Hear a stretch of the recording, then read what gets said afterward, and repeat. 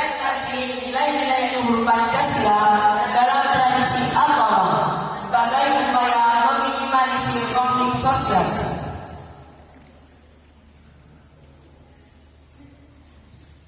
Di sini ada Ibu Ayu Jalia selaku pemimpin kami. Saya Muhammad Rafi Mika. Saya Ferry Bisa Putra. Dan saya Azril Azhar. Outline presentasi kami terdiri dari pendahuluan, kajian pustaka, metodologi penelitian, hasil dan pembahasan, serta kesimpulan. Apa yang terlintas dalam pikiran kita setelah melihat gambar-gambar ini? Kerusuhan, pertengkaran antar warga, kesemerawutan, atau konflik sosial? Ya, kita hidup di era globalisasi, di mana kecanggihan teknologi semakin berkembang.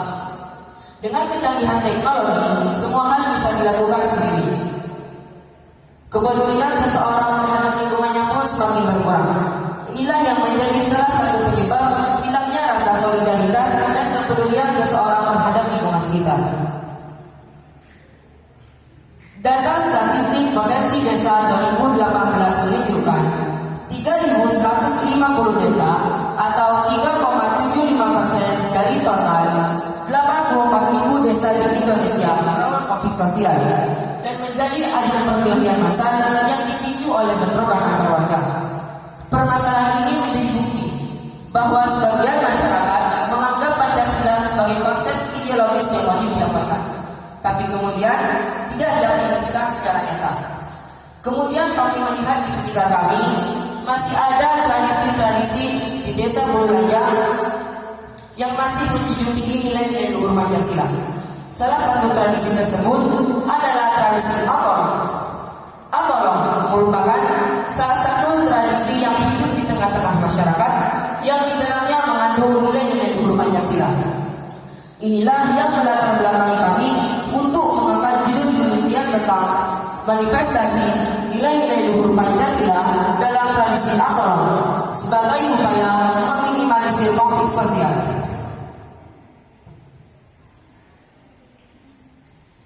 Terdapat beberapa penelitian yang melatar belakangi kami sebagai acuan untuk mendapatkan landasan teori ilmiah dalam penelitian kami.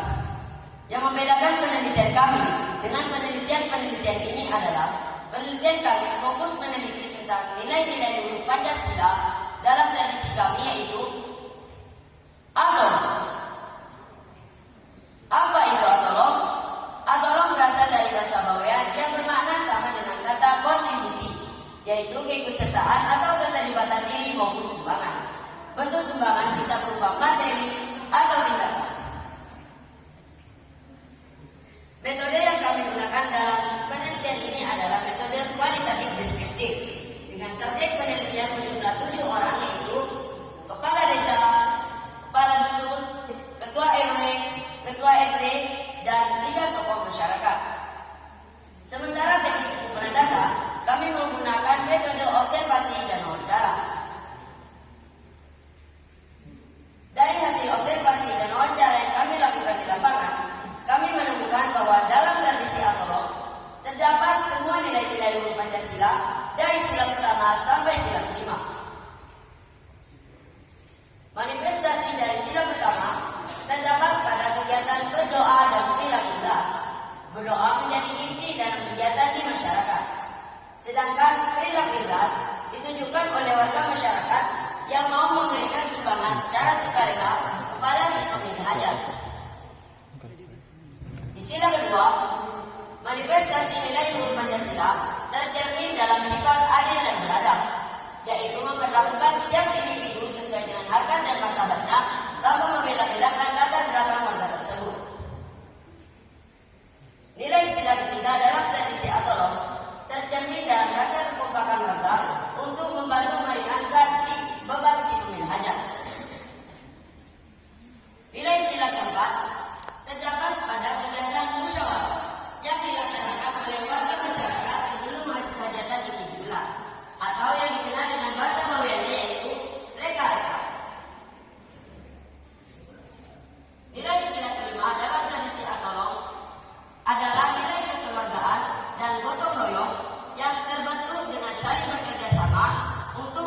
meringankan beban si pemilih hajat tersebut. Upaya yang dapat kami lakukan untuk mensosialisasikan nilai-nilai luhur Pancasila dalam tradisi Atolong ini adalah sosialisasi di media sosial.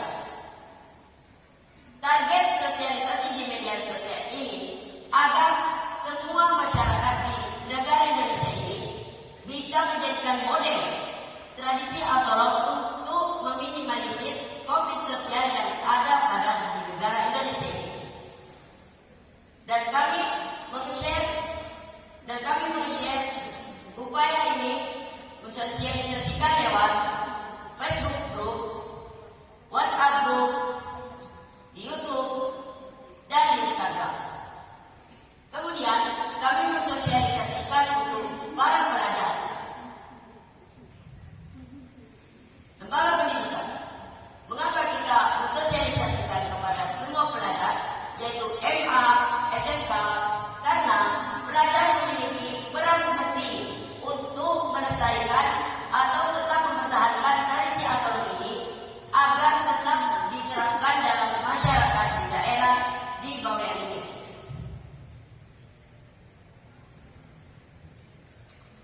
Terakhir, kesimpulan. Atolong merupakan tradisi gotong royong yang ada di Pulau Bawean yang sudah turun-temurun diwariskan dan dilestarikan untuk saling membantu antar warga masyarakat yang di dalamnya terdapat nilai-nilai luhur Pancasila. Harapan dari penelitian ini adalah budaya Atolong bisa menjadi representasi dan model yang bisa diterapkan di daerah lain untuk menghidupkan nilai-nilai luhur Pancasila di tengah-tengah masyarakat. Sekian dari kami. Wassalamualaikum warahmatullahi wabarakatuh. Sudah ada di seluruh Bawean sejak nenek moyang kita sampai sekarang. Namun caranya saja yang berbeda. Kalau di sini tradisi Atolong di Hulu Nangka, semua warga memberikan sumbangan kepada si pemilih hajat sesuai dengan apa yang dibutuhkan si pemilih hajat tersebut. Sedangkan khususnya di desa saya, itu tradisi Atolong sangat berbeda sekali dengan di desa Hulu Nangka ini. Karena di desa saya, tradisi Atolong ini bukan dengan cara menyesuaikan kebutuhan si pemilih hajat, tetapi dengan cara memberikan sumbangan dalam bentuk idam kalau kata bahasa Melayu. Terima kasih.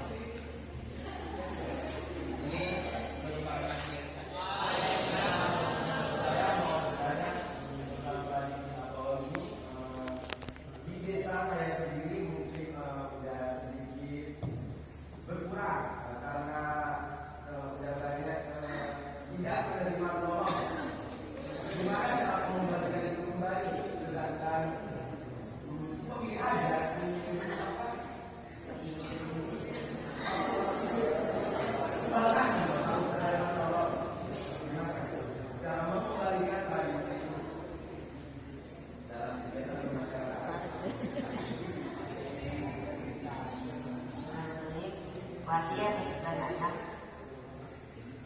Cara mengembalikan tradisi Atolong di desa Anda itu bergantung para pelajar di desa Anda.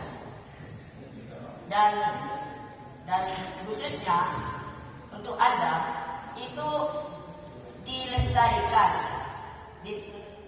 Anda itu ikut serta menerapkan dan melestarikan tradisi Atolong ini. Jangan hanya mengandalkan orang-orang yang sudah sepuh itu melakukan tradisi Atolong. Anda sebagai generasi muda yang berperan penting dalam menerapkan dan melestarikan tradisi ini, itu untuk ikut serta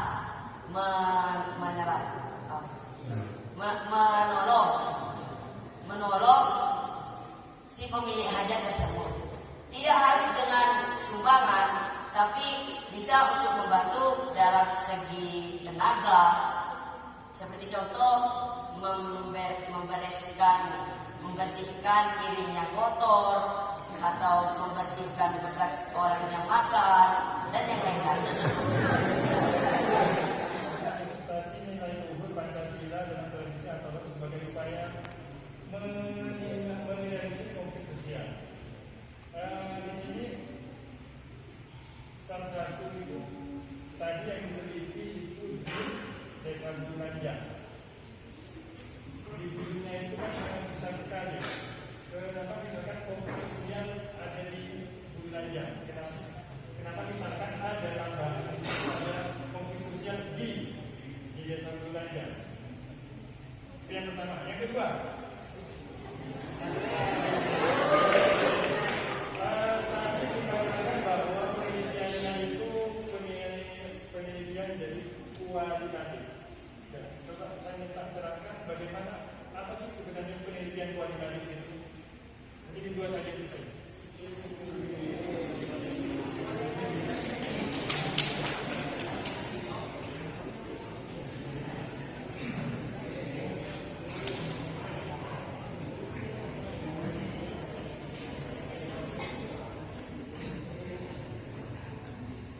Baik, terima kasih atas pertanyaannya Bapak. Semoga baik.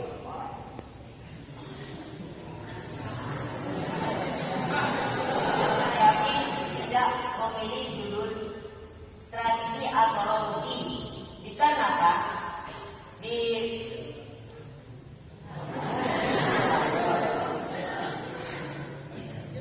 kami mengikuti peraturan dari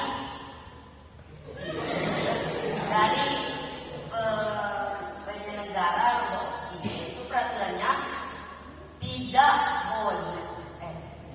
boleh memberikan judul lebih dari 10 kata.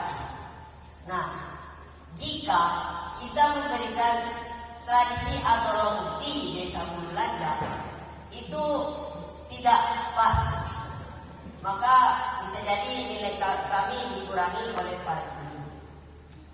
Dan lagi untuk pengertian kualitatif ialah metode pengumpulan data dengan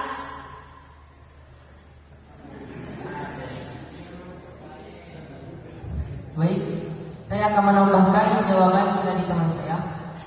Metode kualitatif yaitu metode penelitian yang teknik pengumpulan datanya itu diambil dari hasil observasi dan wawancara. Terima kasih.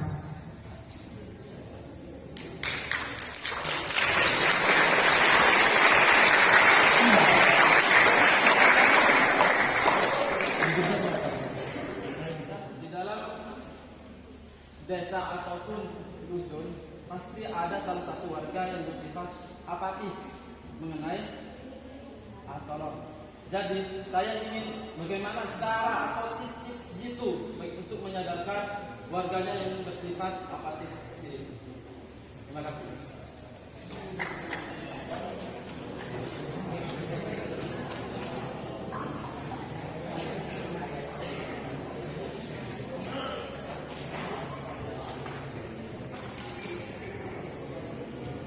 Baik, terima kasih atas pertanyaannya. Cara atau tips untuk mengatasi orang yang bersifat apatis yaitu mengajak orang yang bersifat apatis itu untuk melakukan tradisi akolak. Mengajak orang yang bersifat apatis itu untuk mengikuti tradisi akolak secara baik-baik. Terima kasih.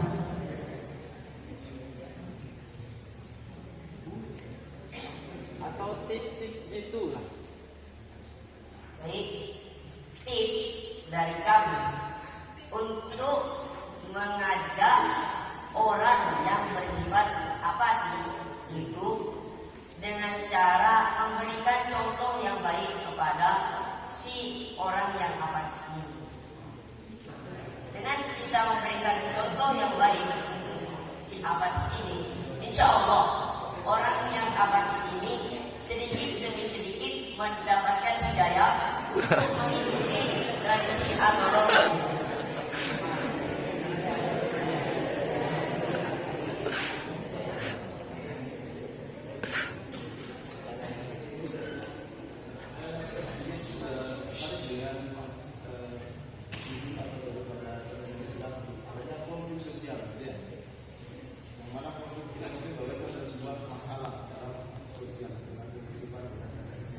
Baik, dengan penelitian ini tadi sudah disebutkan bahwa dengan menggunakan metodologi pendekatan kuantitatif seperti itu. Pertanyaan di sini adalah mestinya setiap peneliti itu punya pegangan ataupun landasan seperti hanya teori gitu ya. Nah, pertanyaan saya adalah sebenarnya teori apa yang sudah Anda sisipkan di sini untuk melakukan penelitian di sebelumnya, untuk mempertajam daripada penelitian itu yang pertama. Yang kedua, dalam kehidupan sosial tidak lepas dari stratifikasi dan diferensiasi. Tadi sudah disebutkan seorang guru bahwa bagaimana untuk menentukan apatisme. Maksudnya kita juga harus tahu bagaimana diferensiasinya dan stratifikasi dari sosial. Mengambil celah-celah untuk mengatasi masalah-masalah yang ada dengan stratifikasi dan diferensiasinya seperti itu. Oke, terima kasih.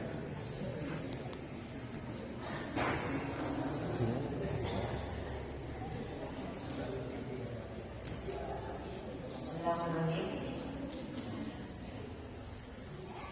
Jadi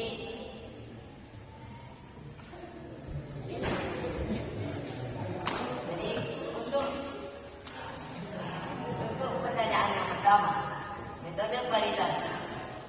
Mengapa kami gunakan metode kualitatif?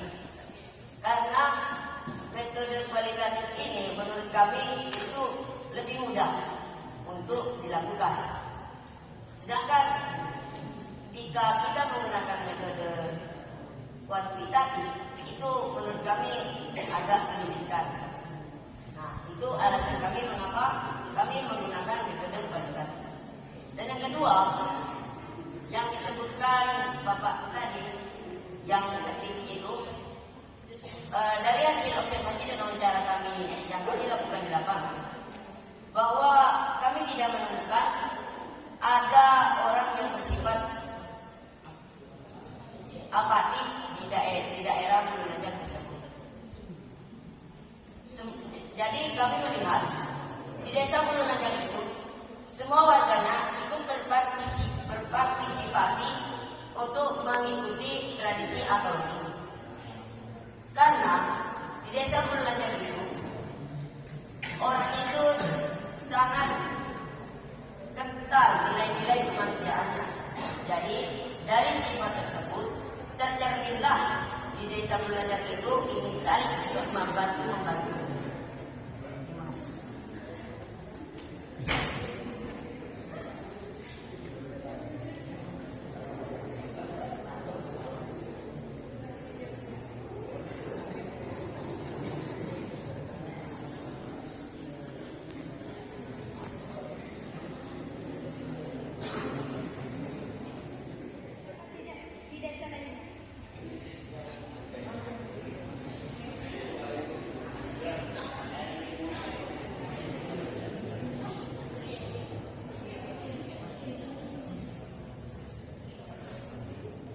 Baik, terima kasih atas pertanyaannya.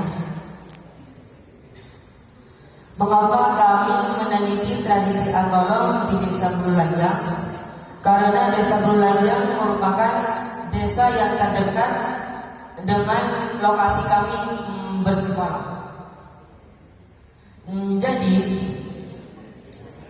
kami meneliti tradisi Atolong di Desa Brulanjang. Karena di Desa Brulanjang ini jarak antara sekolah kami dengan desa ini sangat dekat, sehingga kami mudah untuk meneliti tradisi Atolong ini. Terima kasih. Maaf, saya ingin menambah jawaban dari teman saya ini. Dan lagi, mengapa kita mengambil judul penelitian tradisi Atolong di Brulanjang? Karena tradisi Atolong di Brulanjang keunikan dari tradisi atolong yang berada di daerah-daerah lain di bawah ini. Dan lagi, di tradisi atolong di Desa Mululanjang itu membuat kita tertarik mengambil judul tradisi atolong ini dari Desa Mululanjang. Terima kasih.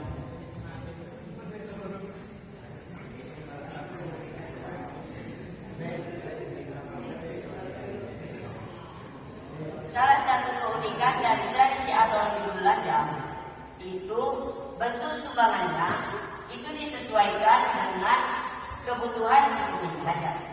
Lain dengan tradisi atolong yang ada di daerah-daerah